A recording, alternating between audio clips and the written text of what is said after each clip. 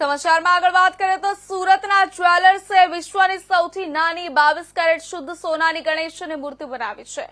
ખાસ વાત એ છે કે સાથે લક્ષ્મીજીની મૂર્તિ પણ બનાવવામાં આવી છે। માત્ર 1 ઇંચની ગણેશજીની પ્રતિમા તૈયાર કરવામાં આવી છે, જેનું વજન 10 ગ્રામ છે। એટલું જ નહીં, લક્ષ્મીજીની પ્રતિમાનું વજન પણ 10 ગ્રામ જ છે। આ પ્રતિમાઓને ડિજિટલ ડિઝાઇન અને 3D પ્રિન્ટ ટેકનોલોજી દ્વારા એન્ટિક ફિનિશિંગ સાથે તૈયાર કરવામાં આવે છે। ત્યારે વાત કરીએ તો આ અનોખી કૃતિને બ્યુરો ઓફ ઇન્ડિયન સ્ટાન્ડર્ડ્સ દ્વારા સર્ટિફિકેશન આપવામાં આવ્યું છે।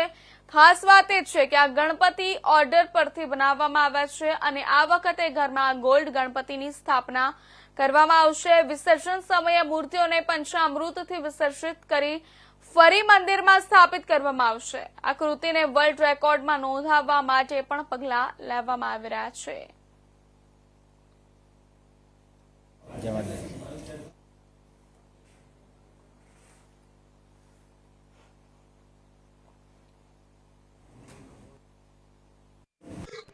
વિશ્વની નાનામાં નાની સાઇઝની પ્રતિમા 1 ઇંચની સાઇઝમાં અમે લોકોએ ગણેશજી અને 1 ઇંચની સાઇઝમાં લક્ષ્મીજીનું નિર્માણ કર્યું છે, તે પણ 22 કેરેટ ગોલ્ડ ફોર્મમાં।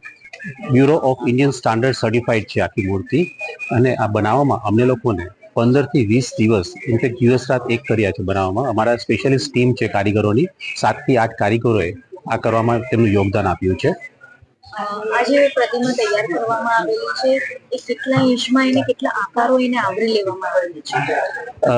ટોટલ 1 ઇંચની સાઇઝ છે આની અંદર।